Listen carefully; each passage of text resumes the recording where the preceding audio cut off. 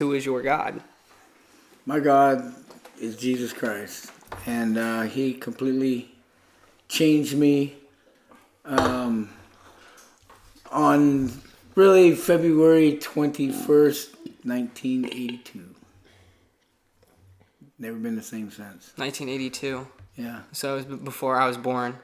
Wow. Take me back to that time. Well, now you're making me feel old. That's okay. You can do that. A lot of people do that The nowadays. 80s. So that was whenever they started really doing a bad job of making cars, and they started getting real ugly.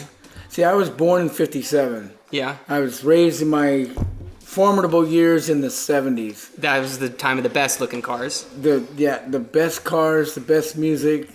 I wouldn't go that far. But Well, in my humble opinion, at the time especially, when I still like that old music. But yeah. Time of Led Zeppelin and Yeah. wow, I can't Yeah. think of any more after that. Okay, Led Zeppelin and The Eagles. Aerosmith, the Eagles, Okay. ZZ Top, Yeah. Doors. I mean, I could go on and on. Pink Yeah. Floyd. Anyway. Yeah, so yeah, those. Man, I love the Eagles. Every time I think about the Eagles, I just got their whole entire discography, and Oh, okay, cool. they're some of the best, one of the best bands, I think. Yeah. But we're not here to talk One of the about. most successful. We're not here to talk about The Eagles. the Eagles, although they are great. Okay, then, if we're going to talk about rock and roll from the 70s, you're going to waste a lot of film before you, if you even use film nowadays. I mean, It's electronic card. They call it SD. I don't know. I wish I shot analog sometimes. I'm just terminology. You know? Yeah. So what where is your well, how'd you meet George?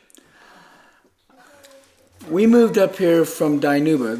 We're in Squaw Valley. We moved up here from Dinuba, which is down in the valley, and we're in the hills now. 19 years ago, and shortly after that, I'd say probably 15 or 16 years ago, somebody brought Sammy, somebody brought George to a men's fellowship that I was at. And George was a local mechanic there in Reedley, and I meeting with some men and having lunch with them, and somebody brought George over, and I was really impressed with George, impressed with his heart from the minute I met him.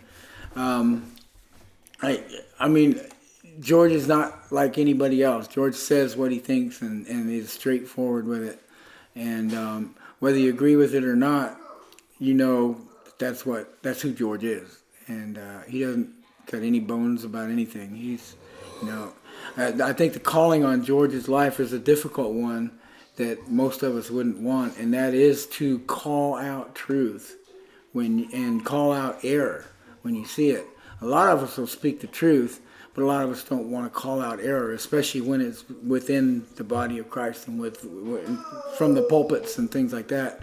And George is gifted in that area, and in doing that, it's a burden for him because a lot of people don't understand him, and people don't, he offends people. But I've grown to love that man like a brother over the years, and I know that he's doing what God called him to do. And I've seen results of what he's done where pastors have come back and said, man, I was mad at you, but now thank you for, calling me to accountability, basically. Yeah. So I've got a lot of admiration for him, spiritual admiration for him. Where's your what does your ministry look like today? Today, okay, my first ministry is right here in my home. Yeah. I'm an evangelist. I go out and do street ministry, and I love to take teams of kids and teach them how to do street ministry and things like that. But that's my secondary. It was my number one ministry. I was pastor of evangelism at our church for a while. But when this young man here 16 years ago, Sammy, came into our lives. Yeah. That's you, Sammy. When Sammy came into our lives changed drastically. Christy and I were both in the corporate world. She was an office manager at the same place that I was sales manager. And we were poised to, we were making really good money. We were poised to move up the corporate ladder and be very successful financially and business-wise. And God brought us Sammy. Yay! And I couldn't ask for a better gift. And the way it happened is we have a friend, wonderful lady named Kathy, that has adopted quite a few children. She had 12 children at the time. And two of the girls that she's adopted were from a young lady that was very much struggling in her life. Sammy was number 8. And our friend, our friend Kathy has his 2 older siblings. And when this girl became pregnant, she went to Kathy and said, I'm pregnant again, but I know you'll take the baby, and her life was just in the toilet pretty much. And Kathy's like, no, I've got 12 kids. You can't just assume that. Oh, yeah, I know you will. Kathy came to us and said, Guy and Christy, I want you to pray about taking this baby.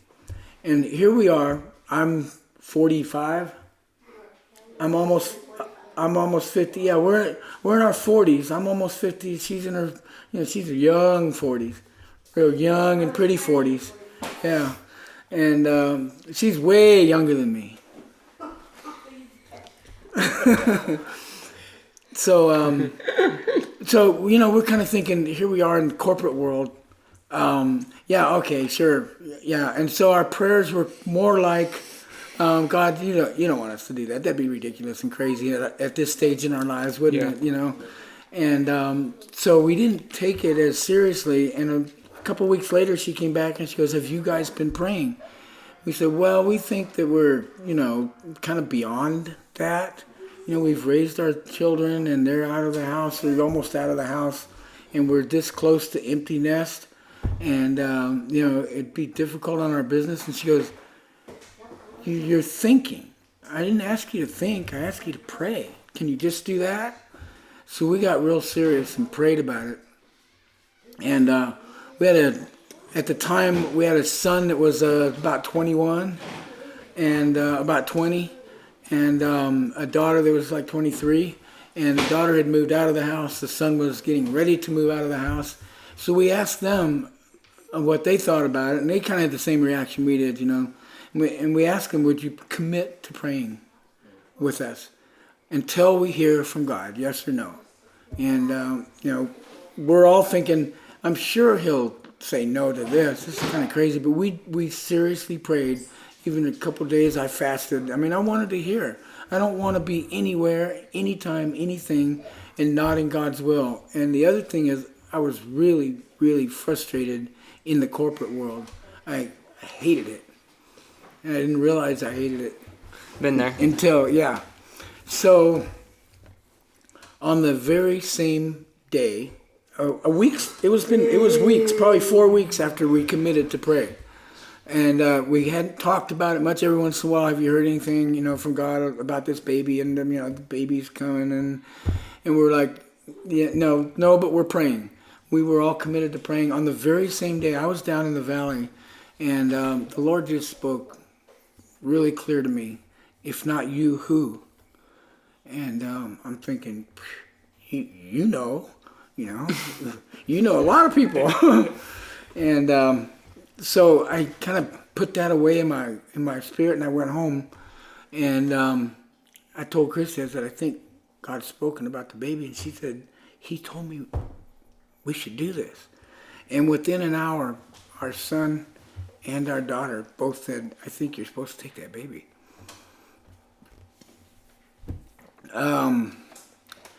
So, we hadn't talked about it for 4 weeks, and all of a sudden in the same day, in the same afternoon, we all get the same message. And our spirits were pretty close to the Lord, We were pretty sure that that's what we were doing. But you already had 12 kids? No, our friend Kathy had 12 kids. Oh, wow. We had our first 3 and raised them, yeah, and they were gone, and we were just having an empty nest. Okay. So we decided this baby is number 8. to a drug addict, prostitute person, and there could be some problems with this child. So we did all the classes. We took the foster care classes. We took the foster adopt classes. We took infant first aid. We took, everything we could take, we took, and in preparation for this. And we told her, yes, we'll take this baby, if it's okay with the county of Fresno, put us on. And so we got the licenses that it took before he was even born. We had the licenses in place so that we could be placed as a family with a child. There's no guarantee, we'd get him, but we knew a God that could help us with that. And so, man, he was born. What an incredible little teeny tiny bundle of beauty. And that started a cycle of, first of all, us losing our jobs. Greatest thing in the world that could have possibly happened to us. Christy, pretty much, you quit before too long. And I went on. I was plugging away, and I would get up in the morning and take Sammy down to babysitter Kathy, same Kathy, and then pick him up at night and bring him home. And I can remember because he was born with Down syndrome. He had a hole in his heart. He had asthma. He had alcohol in his system, and he had methamphetamines in his system, and he had failure to thrive. And failure to thrive is just there's no sucking instinct. So he would starve to death without us getting up every few hours and feeding him. And you have to take the bottle and move it around and push his cheeks and everything and get him to start sucking. So that was the first 4 months of his life, is our lives changing. Us going to work tired, and the day they fired me was one of the best days I ever had in my life, man. In fact, when they fired me, I called Christy. I said, honey, I got fired from my job. I kind of thought this was going to happen. And she's like, oh, okay. And I said, call our friends, throw something on the barbecue. Let's have a God is my provider party. And man, God. Yeah, God is our provider, Sammy. He knows that. Yeah, you know it too, huh? Yeah. Yeah, okay, he's your buddy. Yeah. Right? You got the same name. Yeah. Yeah. All right. Sam and Sam. Yeah. Okay, don't climb all over him too, okay? You can borrow this. Yeah. You can just borrow this. Yeah. It's not yours. You got to give his hand back in a minute, okay? Oh, there we go. Yeah. What was interesting is when I was coming up the hill after losing my job, I felt just this weight off of me. Yeah. And I did not realize how much stress I had been under and how out of God's plan I was. Because I was, in my job, I could lead people to the Lord. I was a blessing to people around me, and I'd pray for people and that sort of thing. It's not like I had lost my Christianity. I had just lost my focus. Yeah. And that's a huge difference. I wasn't in the role that God had for me, or if it was, that was ending, and He had a better thing for me. And so I was so thrilled that we were leaving, and a bunch of friends came over and everything. We had a little swimming pool over there. We ended up baptizing 5 people in our pool that night, and we never looked back. It was just like, yeah, big old. How many people showed up? I don't know, 30. And they just came. And we just started saying, "Hey, we're celebrating guy losing his job." And this is our God is my provider party. And that's what we did. From then on, we haven't looked back. I bounced around from job to job. I sold energy efficient lights and solar, and I built 2 Baskin-Robbins, just as a construction foreman kind of thing. And Yeah. I just did all this kind of stuff, and I could do whatever I wanted, and it felt good. And we didn't have near as much money, and that felt good. So you turned to freelance, kind of just. I sold my sports car. I got rid of stuff that we didn't need, and we kind of focused more on. What'd you have? A family BMW, little Z3. And so didn't look back on that though. Now I don't really miss that car. That wasn't my favorite, but that's what I had at the time. But a man doesn't really need a sports car when he's got a family, and now I've got a family. So that started. Okay, once you have these licenses with the county that you're able to take children, especially special needs children, you get these phone calls. They just, any time of the day or night, you can get a phone call. Hey, we have this child. Would you consider coming and meeting this child? And all they tell you is the gender and the age and maybe a tiny bit of background, of why they're available. And so we had several foster kids come through. And then we ended up getting a beautiful girl named Mercy. She's now 14. And then we got a beautiful boy named Noah. And Noah he was severely abused as an infant. He was born perfectly normal.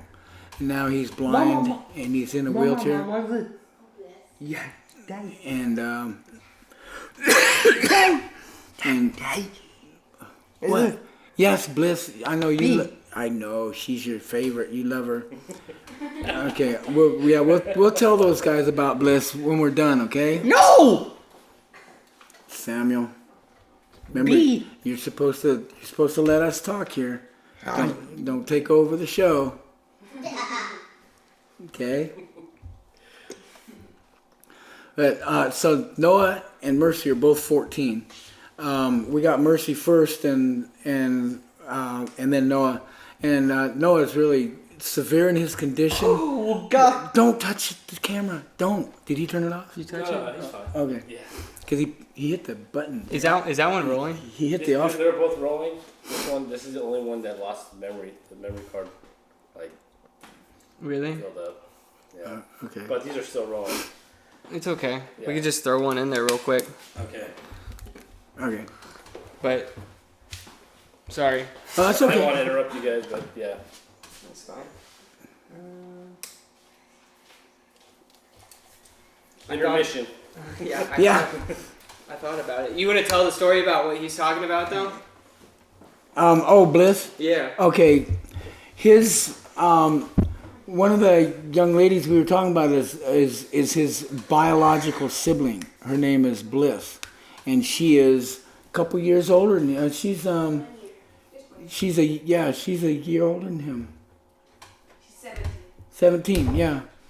And she's one of his favorite people in the whole world. He loves little Blissy. And now she has a little baby named Nathaniel, and he's so cute. No. Yeah, Nathaniel's cute. Oh, Okay, just Bliss right Yeah. now? Okay. Okay, it depends. Sometimes Nathaniel's really cute, sometimes he's kind of in the way. yeah. Okay, Sammy, whatever.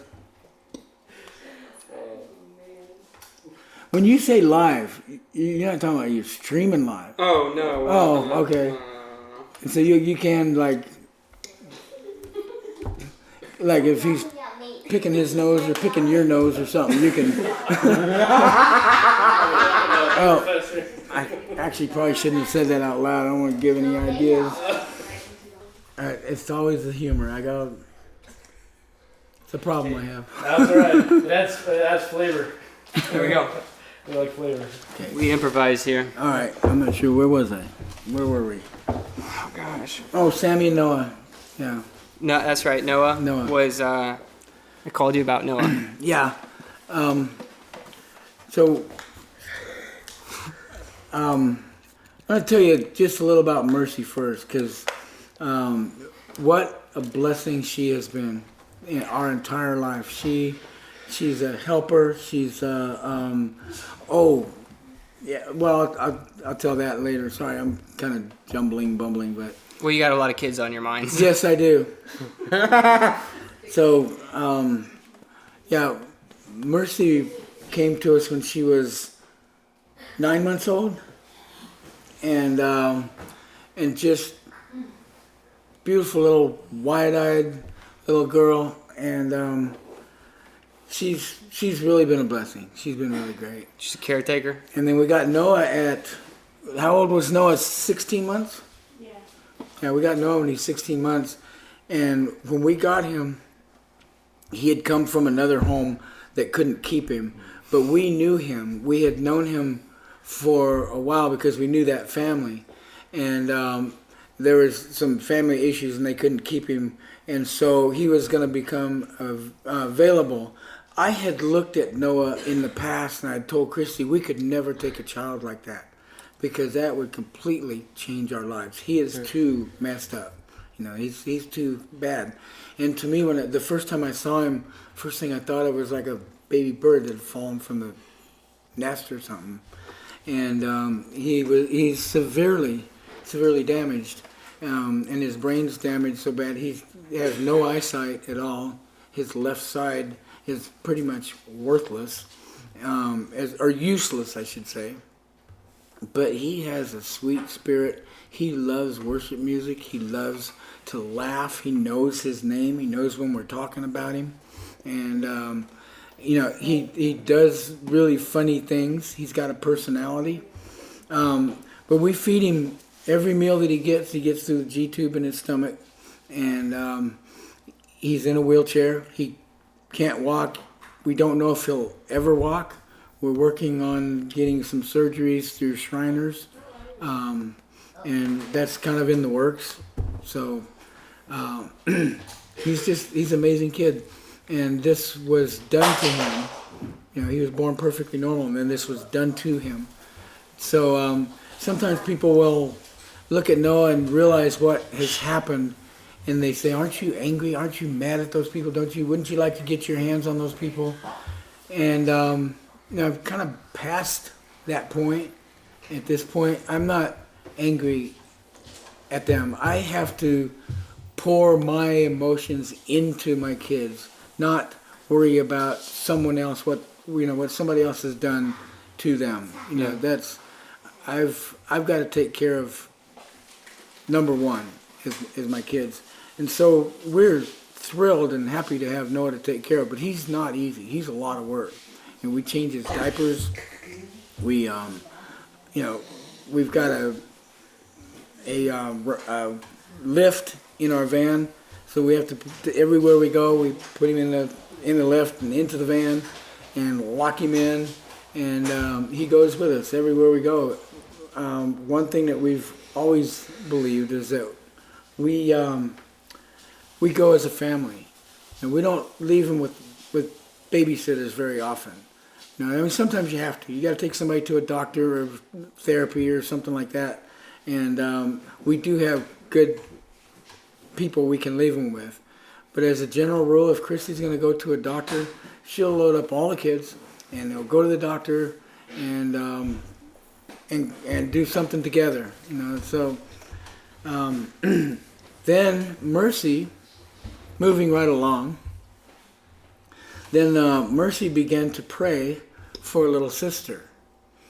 And every single night, "Dear Jesus, please give me a little sister that has brown eyes and brown hair like me and dark skin like me." And this prayer went on. She asked us, can I keep praying this? We said, "Yeah, you pray anything you want. You ask Jesus for anything you want. And it's up to him." And while we're thinking this, we're also thinking, we got these 3 kids, and they're a lot of work, and they're pretty awesome. We're really happy with the family we have right now, but we're also happy with whatever God has in mind for us. So she prayed for a little sister for 3 years, and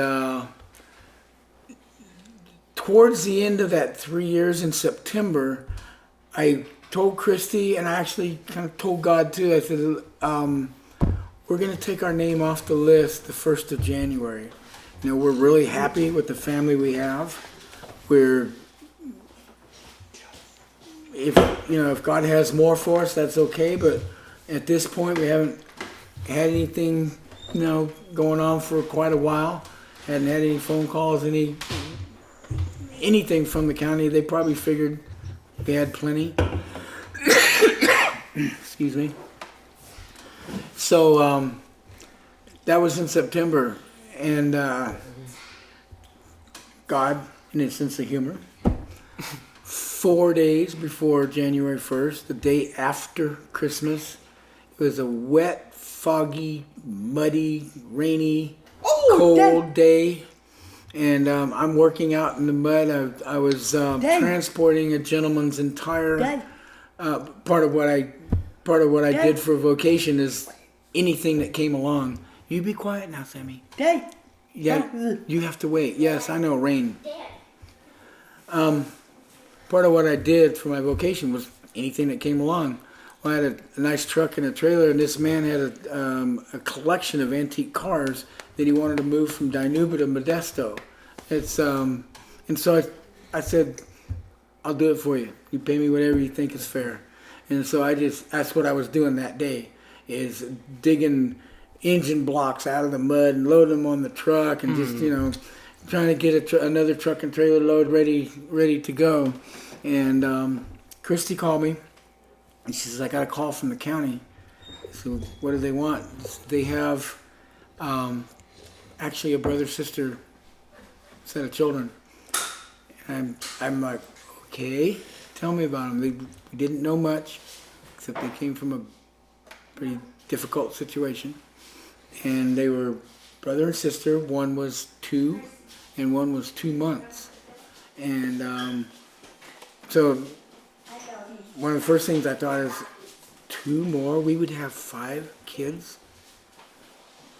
And now we're not in our late 40s. We're in our 50s. And I'm kind of doing the math, and I'm thinking, and she said, we need to pray. I said, okay. And she said the county said that they need to know in 15 minutes. They need an answer, which is pretty common. They go down a list. And if you don't give them an answer in 15 minutes, they go to the next name. So I felt like this was really one of the times when you get serious with your praying and with, get your spiritual antenna up so you can hear clearly what the Lord is saying, because I didn't want to depend on me. I can't trust me. I can trust God, but I can't trust me and my thoughts and feelings. And so I actually got on my knees in the corner of the shop, and I prayed. And I called Christy back in 15 minutes, and I said,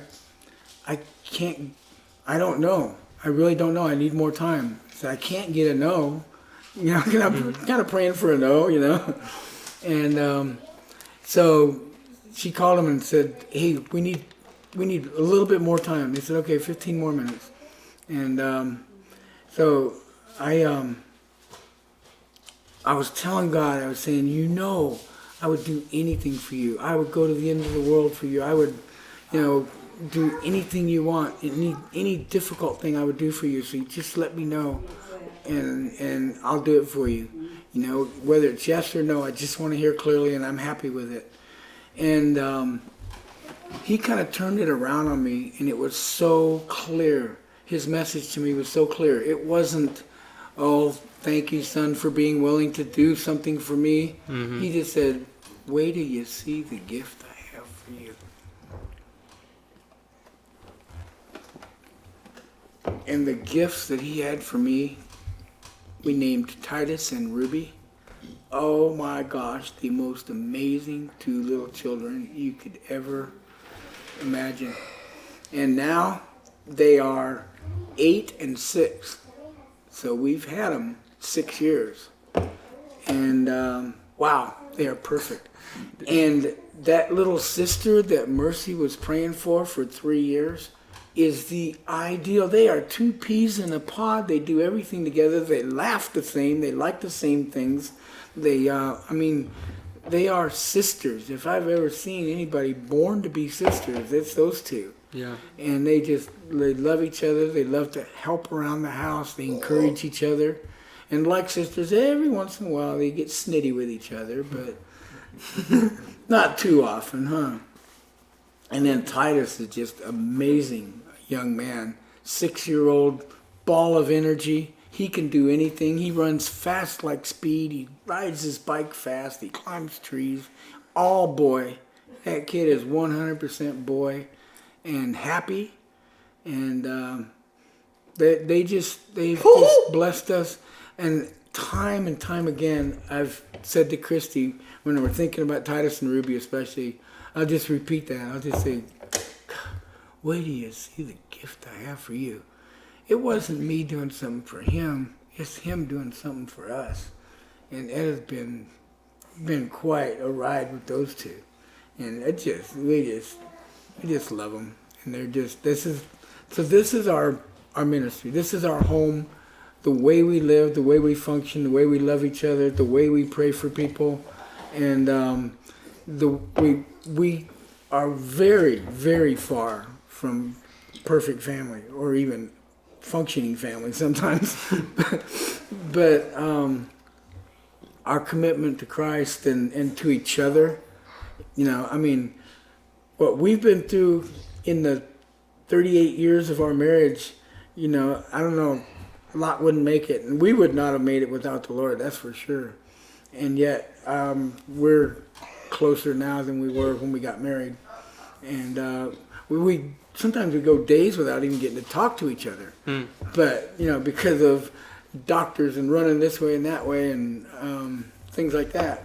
But we really believe that our family functioning the way it is or the way it's supposed to is our ministry calling. And when people look into our family and see what they see, we want them to see Jesus and his love. And our kids, when we go, yes, Jesus. Sammy loves Jesus.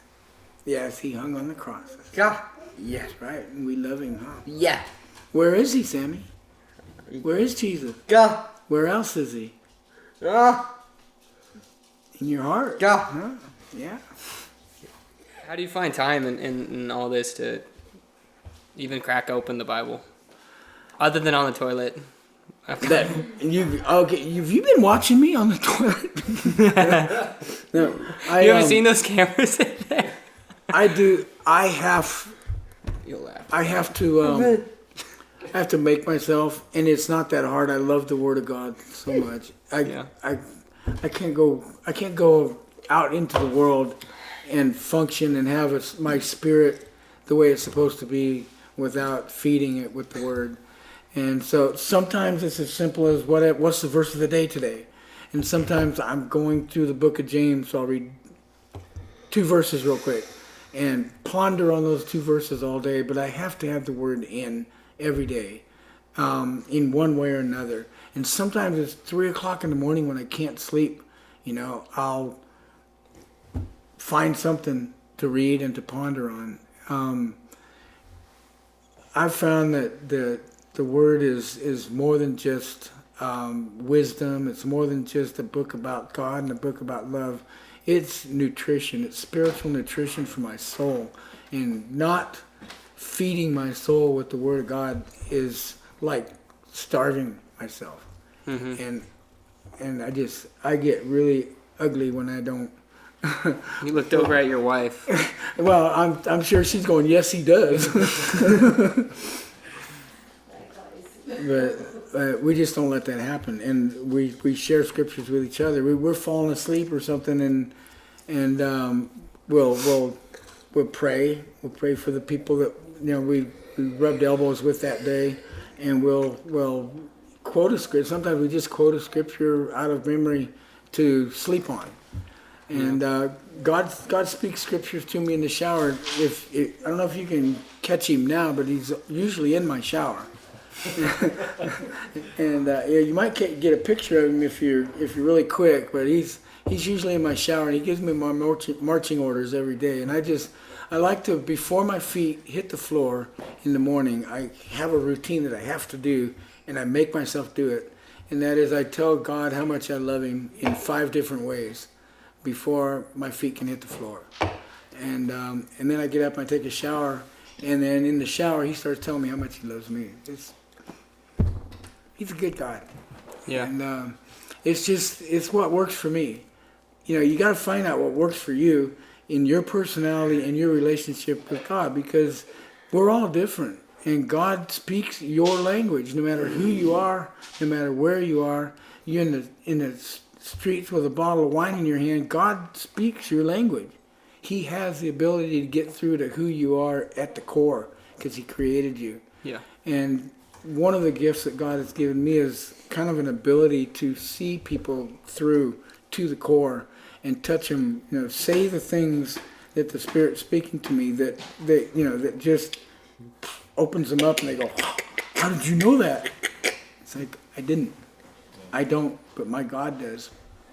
And when I love to pray for people, I love to pray for the sick, and I love to tell people about Christ. I used to be a little more harsh in telling people about Jesus, and, you know, trying to lead them to Jesus so I can get a notch on my belt. And I quit doing that. You know, I don't want notches on my belt. You know, How many people have you saved in the past 6 months? Not one. I don't save people. God does. But I've led a lot of people to Christ. Yeah. The reason I don't know the answer to that is because God got on my case about keeping track. And I don't Keeping expect you numbers. to after what you said. Yeah, about keeping numbers, you know. I used to this year I led 44 people to the Lord, and, you know, stuff like that. And it was it cheapens God. And we don't have the right to do that. You know, it says, oh, Guy, and I've had people in our church say, I'm glad we have you going out leading people to Christ so we don't have to do it. And it's like, whoa. Yeah, no, you're all, you know. You've had people say that to you? Yeah. Yeah. You're the guy. You know, they've called me up and said, Guy, would you come lead this person to the Lord? And I'm like, why can't you? And of course I'll do it. I'm glad to do it. But why can't you? Why can't every Christian? Isn't there a passage in the Bible where Jesus, or one of the apostles, looked at Jesus and said, like, we need you to come help this person or something, and then he says, well, you can do it. Yeah. You have the ability to move mountains. Yeah. And he said, you have the ability. You say to this mountain, move. Yes, that's right. Oh, Yeah. And it will move. You know, he didn't say, okay, Guy, if you got a mountain in your life, come to me, tell me all about the mountain, and I'll decide whether or not it needs to be moved or not. I already have him in me, dwelling in me, in authority and in power and in faith. And if I don't have the faith to get the words out of my mouth, how am I going to move a mountain? I need to say to the mountain, move. Move. I don't have to go ask God if it's okay to speak what I know is his will. Mm-hmm. And oftentimes I'll pray for somebody, and when I pray for them, I start by saying, listen, let me pray for you, or pray for your mother or whoever. And I say, God answers my prayers. And I say it with great confidence because he does. And I don't know, I mean, many, many times people are healed. And not every time. And that's not my call. But when I pray for somebody too, I speak to the sickness. I don't have to ask God, you know, which there's a lot of different ways. You have to sense what God's telling you in your spirit. But most of the time I'll speak to the sickness and say, you can't be here anymore, you need to leave, you know, and be gone in Jesus' name. And sometimes it is and sometimes it isn't. Then I ask God, God, would you heal this person? You know, it's a team effort. His will is a team effort. And sometimes the healing is slow and long. Sometimes it doesn't happen, you know, and I don't have all the answers. But recently I got to pray for somebody and they were dramatically healed. And that was just, it feels so good to see the power of God working through just my mustard seed of faith and my obedience. So, I don't know, what else? You got a lot. If I start rambling, you gotta steer me if I need steered. I don't. Can you help? Oh, You got a question for your dad? yay! Yeah. Okay. What do you want? Tim? Oh, it's the beep. Yeah, you love Bliss, huh? God. Yeah, she's really sweet. I didn't get to hear that. Who was Bliss? Oh, that's his biological sister, Okay. and she lives maybe 8 miles away, 10 miles away. Yay! And our families are, well, Kathy is Sure. the one that had us pray about adopting him. Yay! So we go way back. We've known them for just about 40 years, and do family functions together and stuff. And of course, because of the blood relationship too, we are family with them. Yeah. So, Who were your parents? wow, I like that. That's a good one. I'm wondering because to have the mentality you have, you give Right. so much to your father in heaven, but Yeah, well, don't worry about it. I honor my dad so much. He created a lot of. His influence had a lot to do with who I am today. I get more and more like him every day. And he passed away about 12 years ago. We were poor. There were 6 of us kids, 5 boys and a girl. I was number 3 of 5. And my dad was an Adventist minister. And in southern Illinois, he had 3 churches that were like 60 miles apart. And he was gone a lot because he was being church pastor to these little tiny churches in these little tiny towns. And that's my roots were middle America, small town, but the values. My dad one time. This had great. It seemed like nothing at the time, but it had a profound effect on me. We were running, trying to get all the things accomplished before it was Friday, and my dad was he'd pay bills, and he picked us up from school, and he was paying bills, and he'd go from here to here to here, and I was probably in 4th or 5th grade. How many siblings did you have? I have 4 brothers and a sister. Okay. And, Okay. So we got a car full of kids, and my dad went to the bank and deposited his check and whatever he did at the bank. We're in the back seat. We don't pay attention at that age. And he goes all the way across town. He's almost home. He goes, "Oh man, I got to turn around."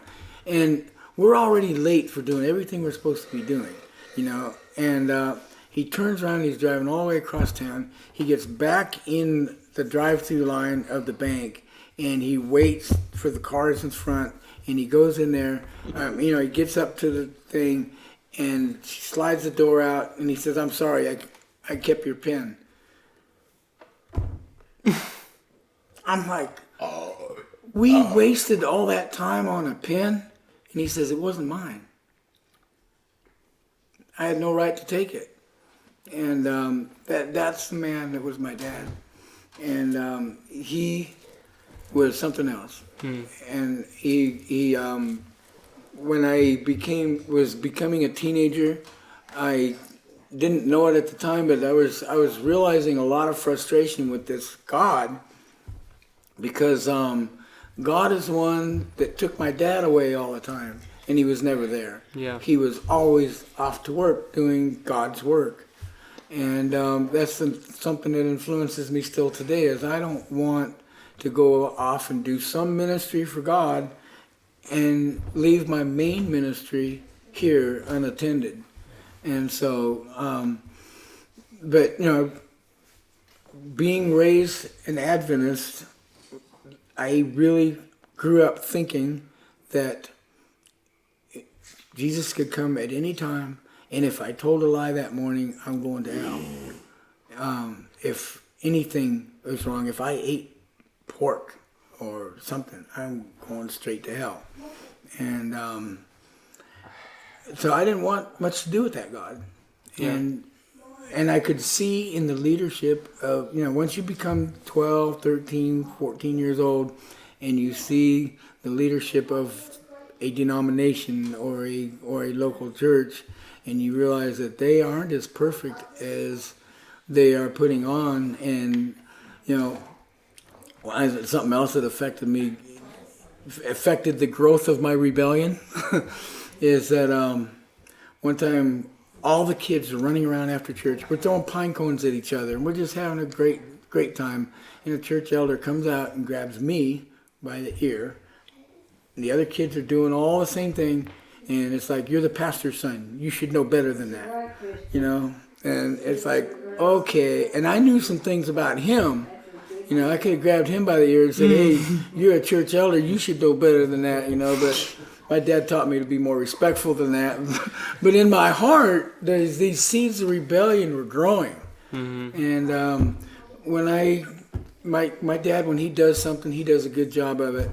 He does it all the way. Well, when I rebelled, I did a bang-up job of that, And about 14, I just kind of did everything. The drugs, the cigarettes, the partying, staying out at night, getting in trouble. And from 14 to 24 was quite a blur. A lot of drugs and when I met Christy in Dinuba, California, I was pretty much the local drug dealer there, or one of the local drug dealers. And she came from a nice Christian family. Her parents were just thrilled at her choice of a boyfriend. And, I had long hair down to here and a big old beard. I looked like Charles Manson, I think, at the time. But you know who Charles Manson is? Yeah. No, you don't. And you really don't need to at this point in your life. We'll read about him in your history books. But Yes. Christy and we met in the party life, and it was really weird. I don't know how much time you want me to ramble on, but God had been, when I moved from Illinois to California, I got away from a reputation that I felt I almost had to live up to, and that's the drug dealer. I saw myself always one step ahead of the law and all this, and I thought I was so cool and everything. I always had money and everything. And when I came to California on my drive out, I thought, Guy, you could be different. You could change. You could start a different life, and you wouldn't be in trouble and looking over your shoulder all the time. And I pulled into Dinuba 1976, the day before Thanksgiving, at 2 o'clock in the morning, and within 20 minutes I had scored dope in a tiny town of Dinuba in the middle of the valley, So here I am back in the same rut because my heart hadn't changed. My mind had told me you could change, but I didn't. So I was back in the same thing, and it didn't take me long to be in the same scene, the same position and everything in Dinuba, California as I was in Quincy, Illinois. Yeah. And one night, there's this guy that I worked with, and didn't care for him that much, but he was one of my customers, and it's like every payday he owed me part of his paycheck, from selling weed and stuff like that. But one time at work, he goes, "Hey, come on." I said, "Let's go smoke a joint," and he said, "Hey, can we share it with my girlfriend, or go sit with my girlfriend?" I said, "Okay, where do you guys live?" Right back there. Do you want me to not share this, Christy? Yeah, okay. Okay. And so, go back to the back of the parking lot of the factory we worked at, and there's this beautiful girl in there, and that's his girlfriend, and they lived in that car. And I'm like, oh, no. I had a place in town, and I had a garage that could easily be made into an apartment. It had been an apartment before. So I moved them in there. And Christy and I became really good friends way before we had any relationship or anything. We were just good friends. And in fact, I could back up a little bit more because I did see her one time. During this stage of my life, it was kind of interesting because I would be stoned or on acid or something like that, and I'm trying to go to sleep or trying to, just rest my soul, and the Holy Spirit was working on me. And God would very clearly be saying, I'd be drunk, and I could hear him saying, Guy, you're better than this. I have plans for you. This isn't you. And I would just say, leave me alone. Leave me alone. Maybe someday, but not right now. And one time, What are those? I went. Do we need to shut them up? They're running. They're gonna run the sound probably. It'll be heard, but it's a part of the aesthetics. Why are they doing that? One starts in, the rest follow. Oh. It's alright. So I had gone to this house.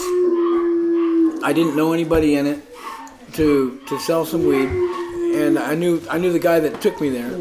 So I'm out on the street, and we're talking, making a deal, smoking a joint or drinking a beer or whatever.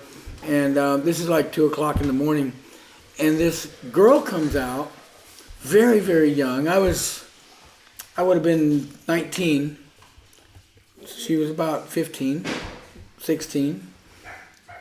Looked like she was 14, but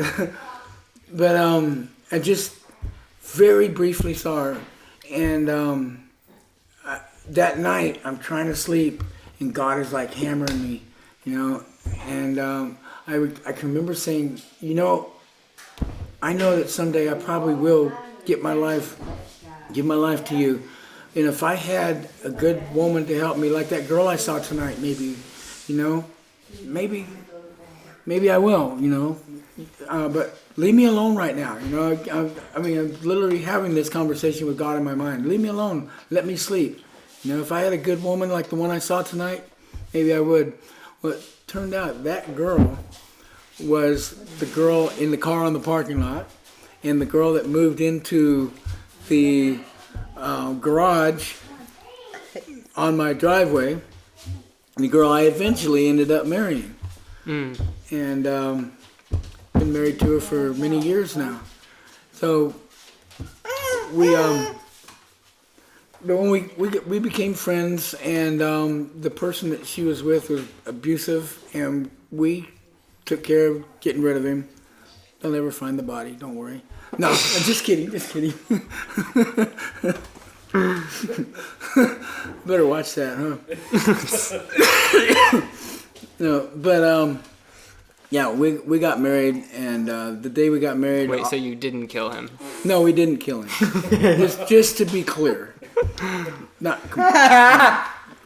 Yeah, Sammy, that's funny, huh? Yes, B. But we got married. Mm-hmm. Oh, B. Yeah, that was sweet, huh? No, B. No, you're not married. Yeah. No. B, No. because. No, Sammy. Be appropriate.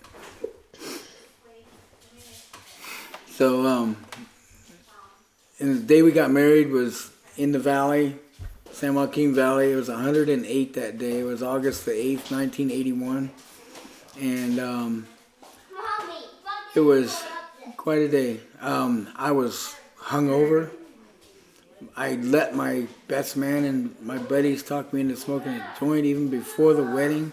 And so I was not doing well. I'm pouring out sweat, because I'd been drinking too much the night before.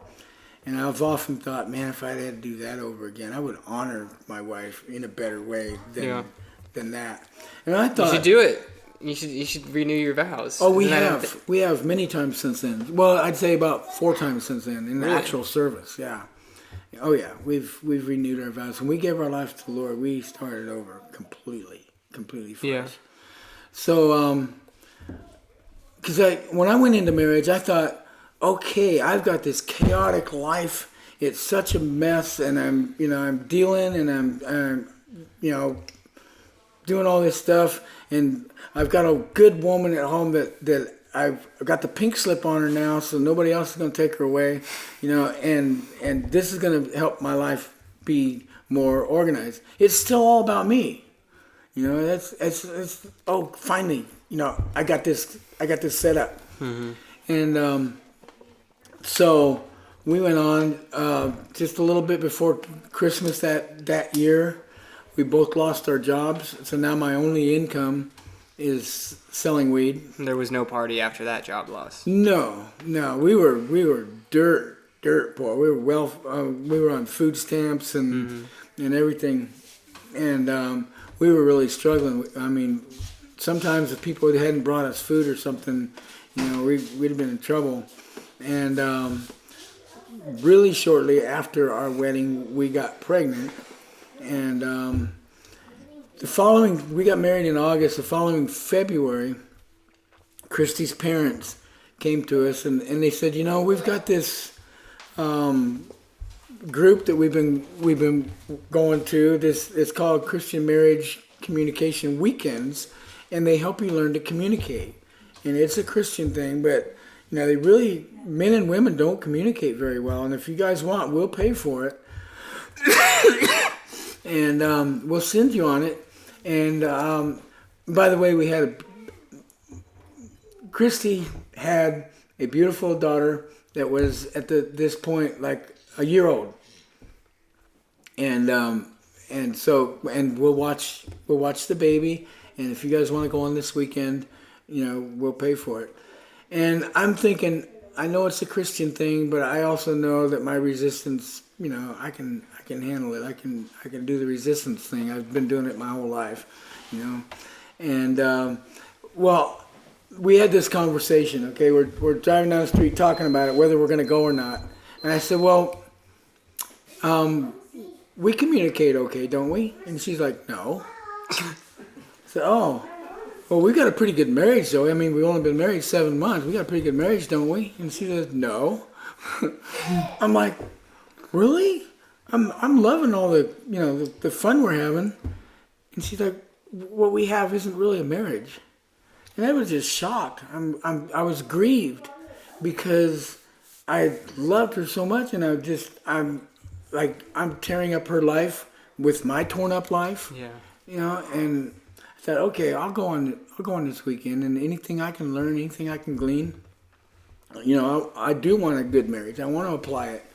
And so we went on this weekend, and what they do is they ask you, they give a presentation on a certain subject, and then they ask you questions about it, and you write your answers, and then you get together and you dialogue on it. And they teach you all the tools of dialogue, things to do, things to not do, so you don't end up fighting the whole time, It's really designed to pull out who you really are and how to communicate that with each other. So on the way up to the event, I had some weed with us, and we thought we'll go to the meetings. And we'll glean from the meetings, and afterwards we'll go back to our hotel room and we'll smoke a joint, have a good time, and be ready for the meeting the next day. And we even took some speed in case we got too tired. We'd pop a couple pills and we'd be okay, good to go for whatever these boring meetings were going to be.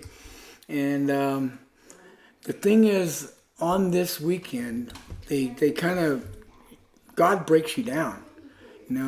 Takes this out of your life and this out of your life without you even realizing it. You're finding out who you really are. And the first night we were too tired to smoke weed. We just, we'd had a long day. We had some meetings, and then all of a sudden it's 10 o'clock and we crashed.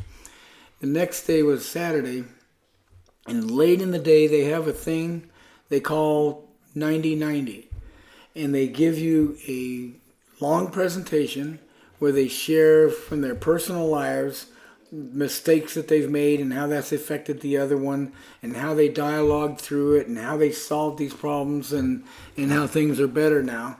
And then they give you a series of questions, and you can pick different questions, but you're supposed to write for 90 minutes. And then after that, you're going to dialogue for 90 minutes. And that's a long time for a guy like me to write, you know. And they said if you can't think of anything to say, just keep writing, keep the pen moving, write I love you or write something. You know, Mary had a little lamb or anything, just keep the pen moving, and when you think of something else, write it. So I did, and the questions that you asked me were really probing into my spirit and who I knew I was supposed to be and wasn't. And I found myself writing, Christy, I hope you won't want to leave me when I say this, but I feel like I want to have God more a part of my life, and I would like to have God more a part of our marriage.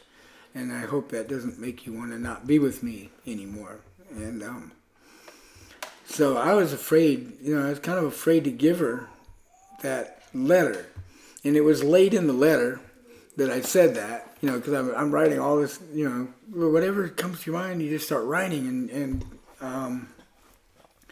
So we exchanged letters back at the hotel room, and we're both reading.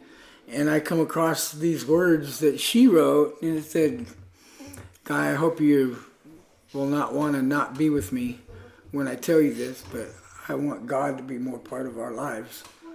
And I want God to be more part of our marriage. And even if you don't want that for you, I want it for me. And I hope that won't harm our relationship. And we just looked at each other and we were both bawling.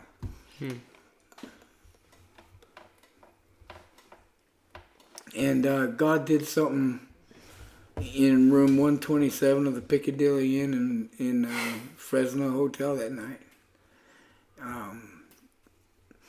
The background I came from was, oh my gosh, now I've got to think of every sin that I've ever committed and ask God to forgive it, and then wait until I feel forgiven and go on to the next sin. You know, and Christy came from more of a Pentecostal background where she's like, I give you my life, Jesus. Woo, I'm free. You know, and so I can remember her. I keep thinking of these sins, and oh my gosh, he'll never forgive me for this one. This one caused this guy. You know, one especially, a friend of mine had tried to give his life to the Lord, and I ridiculed him, and I bugged him, and I gave him drugs and alcohol until he fell, and he came back, you know, to be one of us.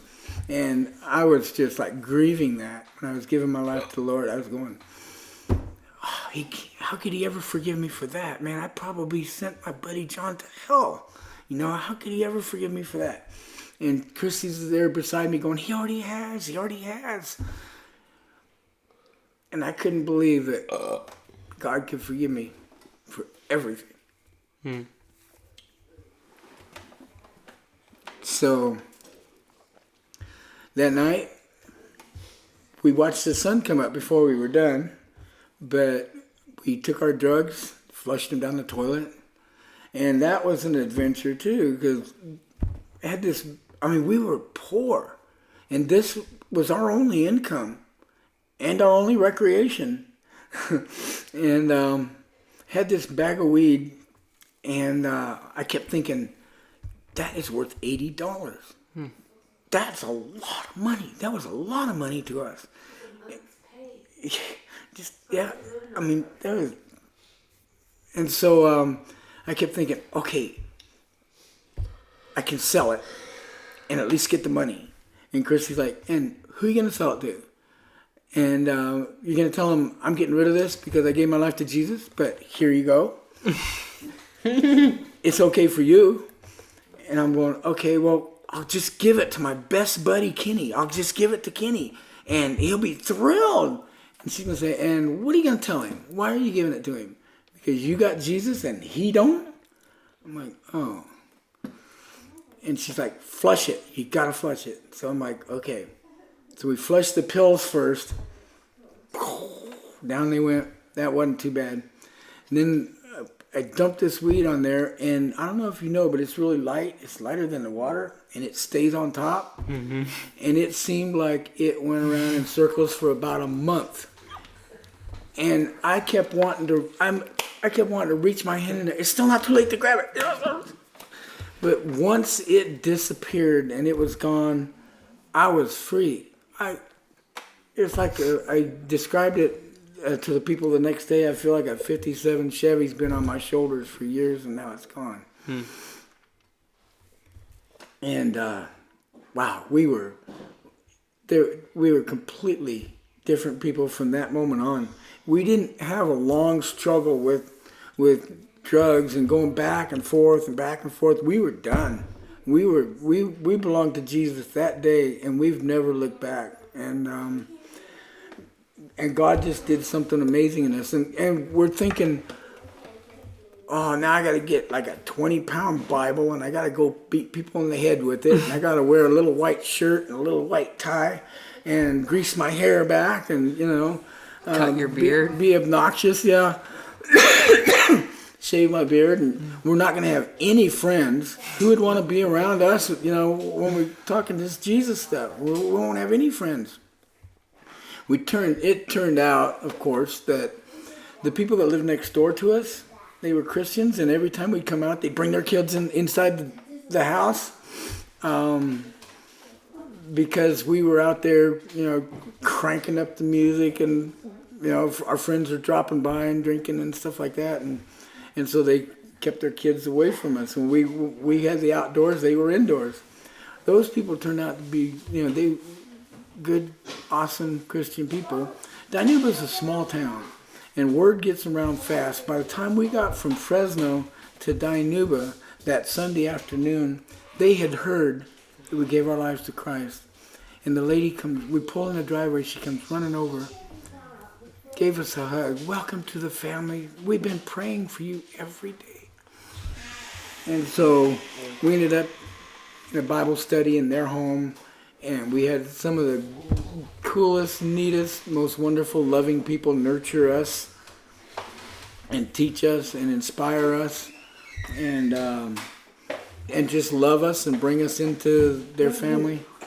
And we haven't looked back. We've learned to hear what God is saying to us and respond. And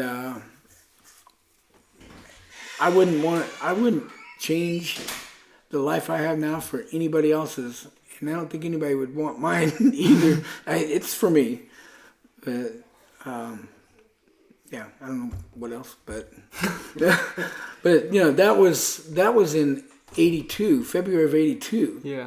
So that's been a long time.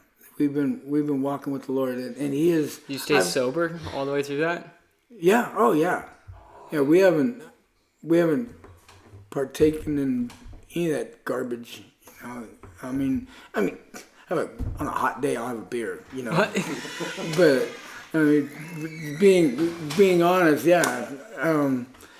I haven't. I was an alcoholic. I couldn't even go to sleep without drinking a couple beers or smoking a couple joints or something. And immediately I was not addicted to anything. I didn't want it. And even on the way home from this weekend, we were praying, God, give us a disgust for this. Help us to hate it. Help our bodies to hate it. I think sometimes people, they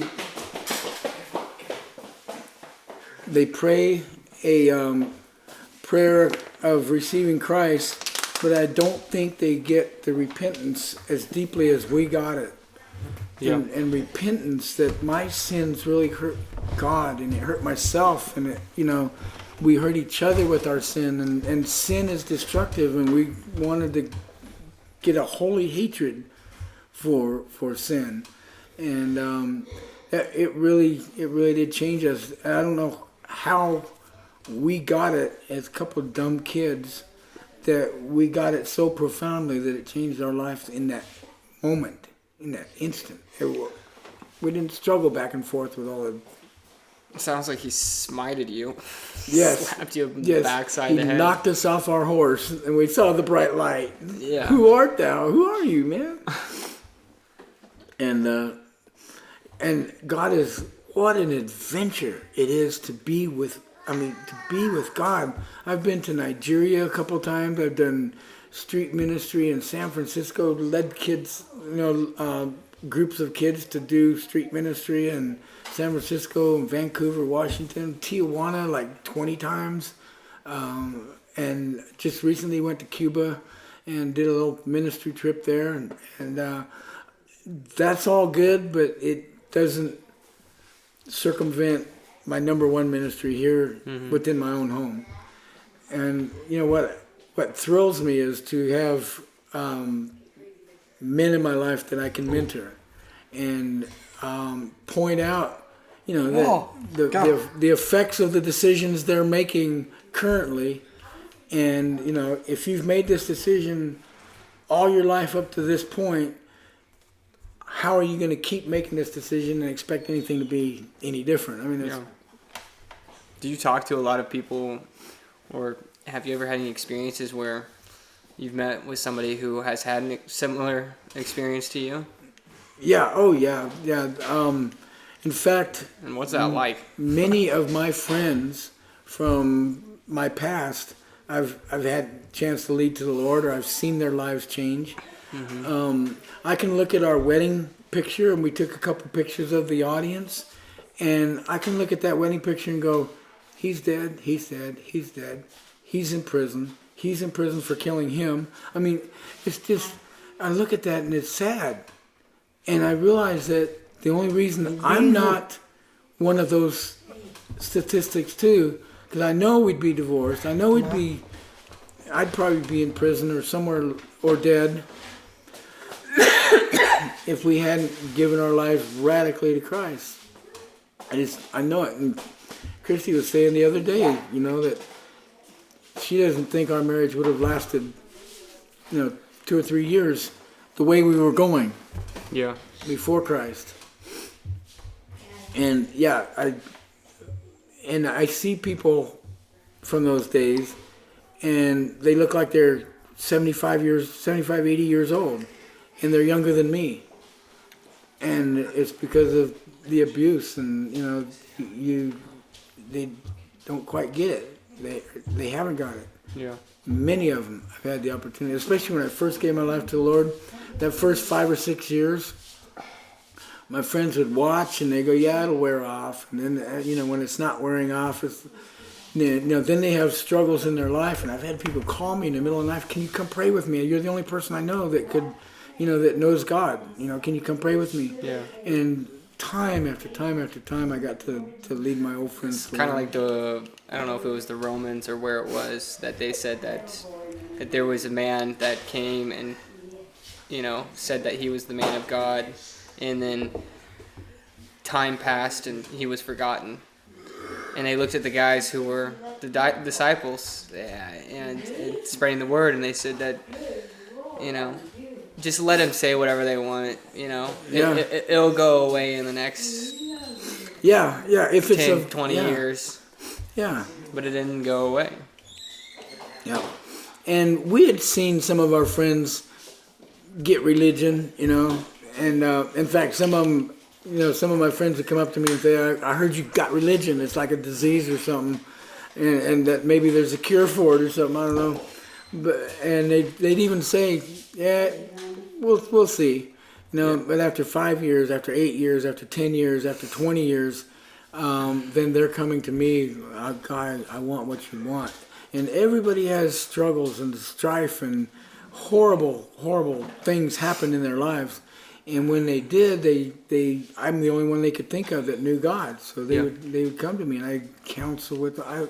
Such an awesome feeling being representing Him, representing such a perfect, wonderful, loving God.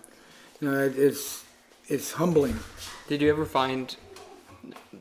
have people who ended up taking advantage of your time?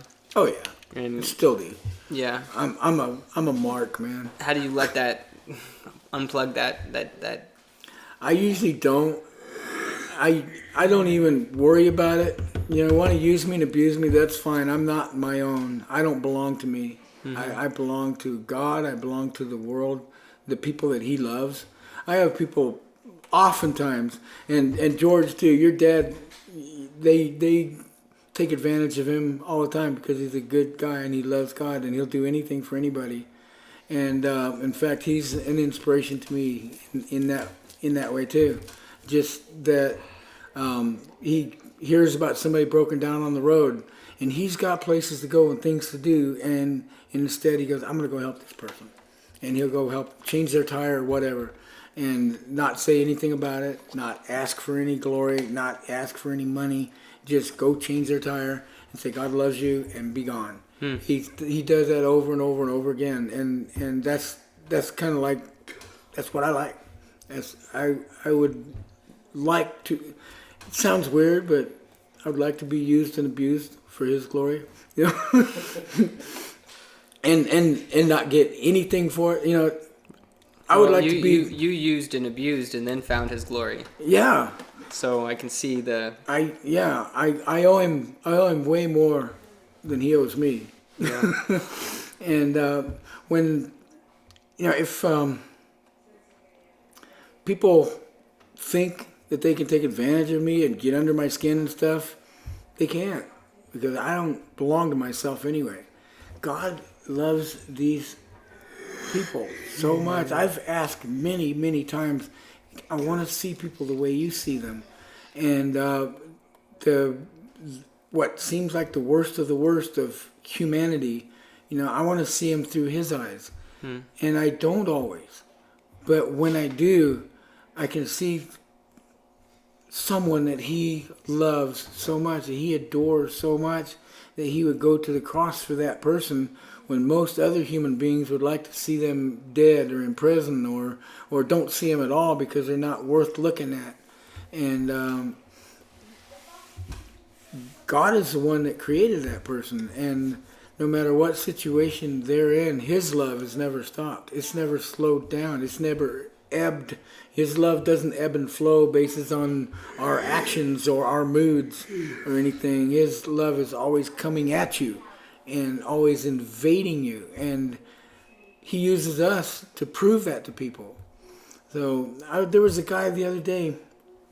He had stolen. He had abused people I know and everything, you know. And I was kind of calling him to accountability, and he just said, "I'm just worthless." And I said, "No, you're not.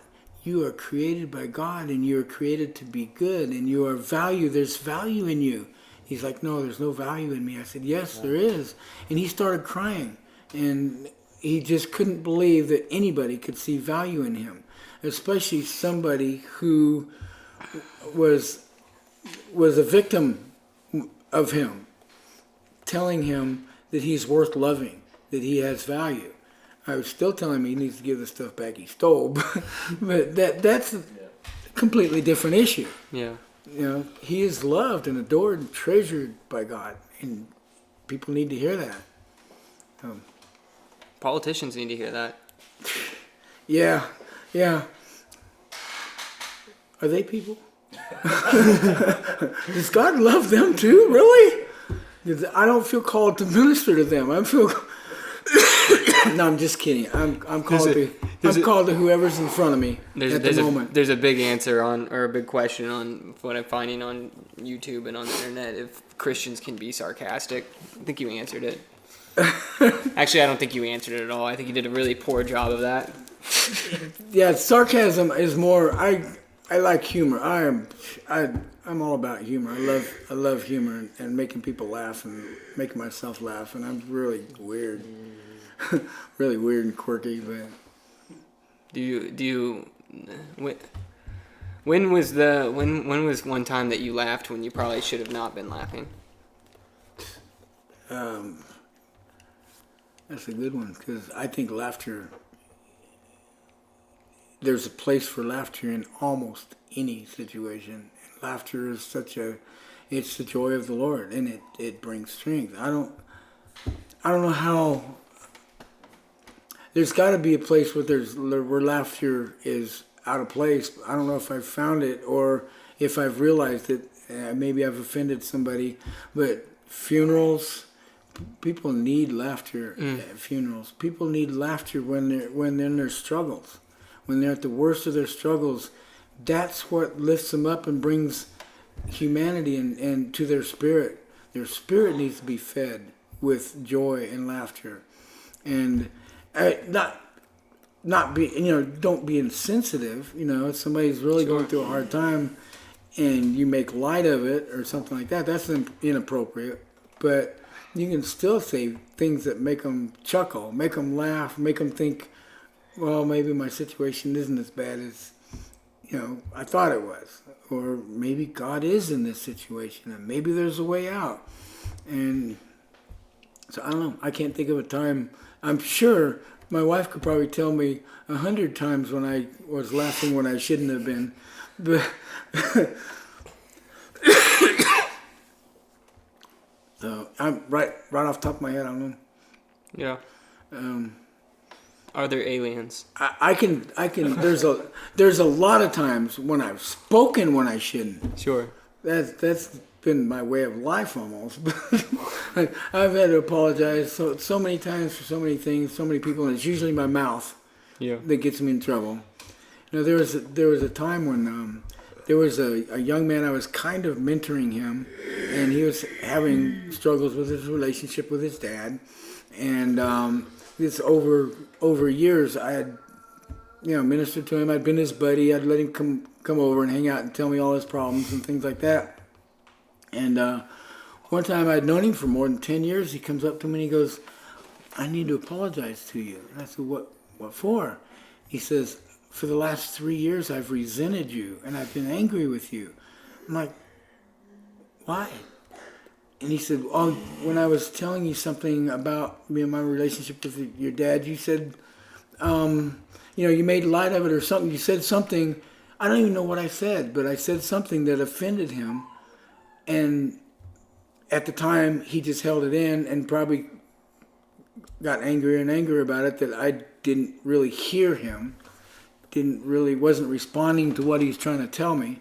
And for 3 years, this kind of grieved me when he told me this. For 3 years, he was struggling because of my careless words, and he, to the point where he had to come up and apologize to me for resenting me for those words. And I didn't even know. I had no idea I had done it. So, still trying to be careful with my words, but Yeah. sometimes that's a lifelong struggle. Be not hasty with your words. Yes, for a boy like me, anyway. I'm trying to think of any other questions I have for you, but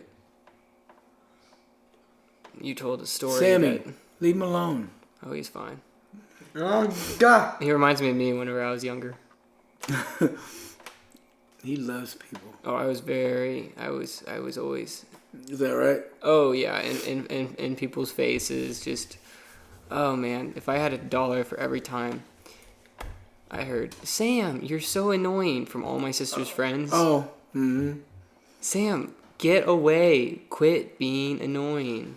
Those play in my head often. Yeah, we say that a lot. What I say to him, and it seems to help, is be a blessing, not a pest. No. Yeah, be a blessing. Yeah. Not a pest. Right? Yeah, be a blessing.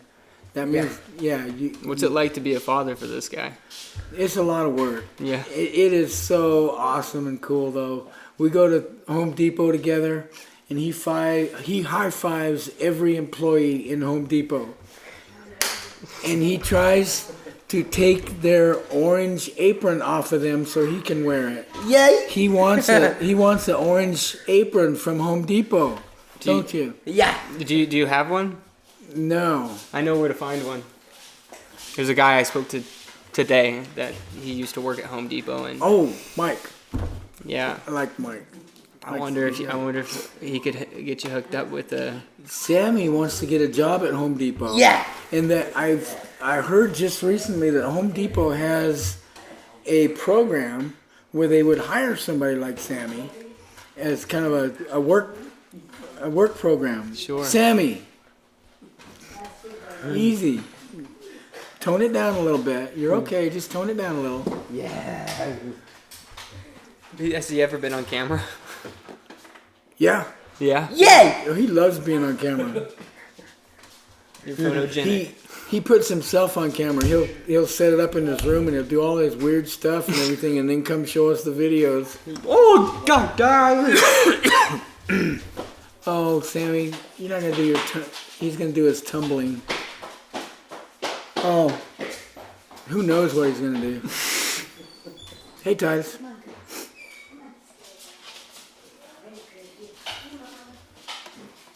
Well, But being his dad is, I mean, him and I have something special, but him and God have something amazing special. Oh no, Samuel. He's just showing. Okay. God, brother. Okay, here we go.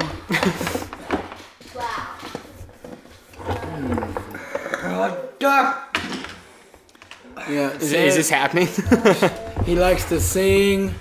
God. No. I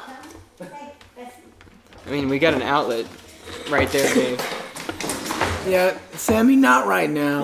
Okay. You can show him later. I know that goes there. There's an outlet though, like right there. This may be. God. What are you gonna do? Oh, damn. No, is it? Okay. You gonna show him how it works? Yeah. All right, we can cut the cameras and thank you for watching. And I'm gonna listen to Sammy sing. Sure. Go. He's probably gonna worship. He likes a couple songs. He really likes to just pretend like he's doing himself. Guy, do you have an email address or a way to get in contact? Yeah, my email is real easy. GuyGraham@rocketmail.com. Okay. Graham is just Graham. God. Okay. No.